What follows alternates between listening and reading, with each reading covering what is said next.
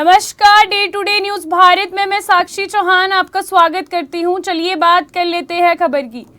Punjabi music industry के मशहूर singer और अभिनेता दिलजीत दोसांझ इन दिनों अपने ऑरा वर्ल्ड टूर 2026 को लेकर दुनिया भर में चर्चा में है, लेकिन इस बार ये टूर केवल म्यूजिक और एंटरटेनमेंट तक सीमित नहीं रहा, बल्कि विवादों से भी घिरा रहा। कनाडा में हुए उनके एक लाइव कॉन्सर्ट के दौरान जो घटनाएं सामने आई, उन्होंने इसे पूरे तरह से सुर्खियों में ले लिया है। दरअसल 23 अप्रैल को कनाडा में दिलजीत दोसांझ का एक बड़ा कॉन्सर्ट आयोजित हुआ। शो के दौरान जब वहां परफॉर्मेंस दिलजीत दोसांझ द्वारा दी जा रही थी, तभी भीड़ में मौजूद कुछ लोगों ने अचानक खालिस्तान के समर्थकों के नारे लगाने शुरू कर दिए। इतना ही नहीं, उन्होंने खालिस्तान के झंडे भी लहराने शुरू कर दिए। इस कॉन्सर्ट का माहौल कुछ समय के लिए तनावपूर्ण हो गया। शुरुआत में वहां मौजूद लोगों और सिक्योरिटी स्टाफ ने स्थिति को संभालने की कोशिश की, लेकिन जब नारेबाजी जारी रही तो मामला बढ़ गया। इसके बाद सुरक्षा कर्मियों ने उन लोगों को रोकने की कोशिश की और आखिरकार उन्हें कार्यक्रम स्थल से बाहर निकाल दिया। इस पूरी घटना का वीडियो सोशल मीडिया पर तेजी से वायरल हो रहा है। इस घटना के बाद दिलजीत दोसांझ ने खुद मंच से इस पर प्रतिक्रिया दी। उन्होंने साफ तौर पर कहा कि उनके कॉन्सर्ट में किसी तरह का हंगामा या राजनीति बर्दाश्त नहीं की जाएगी। उन्होंने गुस्से में भी ये कहा, जो लोग माहौल खराब करेंगे उन्हें उठाकर बाहर फेंक दिया जाएगा। दिलजीत का ये सख्त रुख उनके फैंस को पसंद आया, लेकिन कुछ लोगों ने इसे लेकर सवाल उठाने शुरू कर दिए। उसके बाद 30 अप्रैल को कनाडा में उनका एक कॉन्सर्ट फिर से हुआ। कुछ लोगों ने खालिस्तान के झंडे फिर से दिखाए। इस बार दिलजीत और ज्यादा सख्त नजर आए। उन्होंने मंच से ही विरोध करने वालों को चुनौती देते हुए कहा कि अगर किसी को समस्या है तो सामने आकर बात करें। उनका ये बयान भी काफी चर्चा में रहा और सोशल मीडिया में तेजी से वायरल हुआ। इस घटना के बाद खालिस्तानी समर्थक संगठन SFJ के समर्थक गुरपंतवंत सिंह पन्नू ने एक वीडियो जारी किया। दिलजीत दोसांझ को धमकी दी गई। उन्होंने कहा कि कनाडा में जो विरोध हुआ है वे अब अमेरिका तक जारी रहेगा। उन्होंने चेतावनी दी कि आने वाले समय में दिलजीत के शो में और भी विरोध देखने को मिल सकता है। पन्नू ने दिलजीत के बयान पर नाराजगी जताते हुए कहा कि उन्होंने खालिस्तान समर्थकों का अपमान किया है।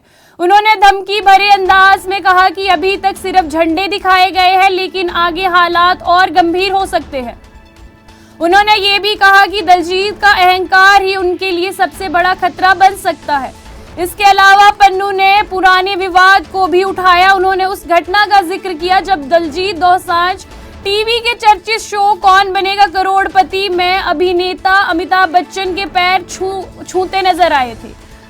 पन्नू ने इस पर आपत्ति जताते हुए कहा कि ये कदम गलत था और इसे लेकर उन्होंने दिलजीत की आलोचना भी की और पन्नू ने दिलजीत के मेरा भारत महान कहने पर भी सवाल उठाए और भारत सरकार का समर्थक बताया। उन्होंने आरोप लगाया कि दिलजीत अपनी लोकप्रियता का इस्तेमाल एक खास एजेंडे को बढ़ाने के लिए कर रहे हैं।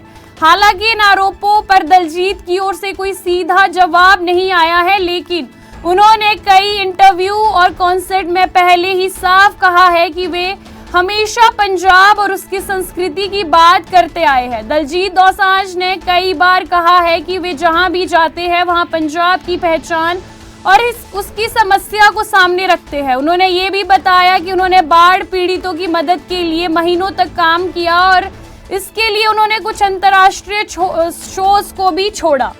इसके मुताबिक उनका मकसद केवल लोगों को मनोरंजन करना नहीं है, बल्कि समाज के मुद्दों को भी सामने लाना है।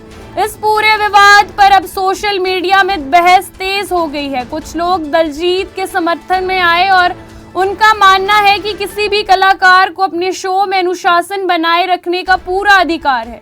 वहीं कुछ लोग इसे अभिव्यक्ति की आजादी से जोड़कर देख रहे हैं और कह रहे हैं कि हर किसी को अपनी बात रखने का हक है। ये विवाद सिर्फ एक कॉन्सर्ट तक सीमित नहीं रहा, बल्कि इसके पीछे राजनीति और सामाजिक पहलू भी जुड़ गए हैं।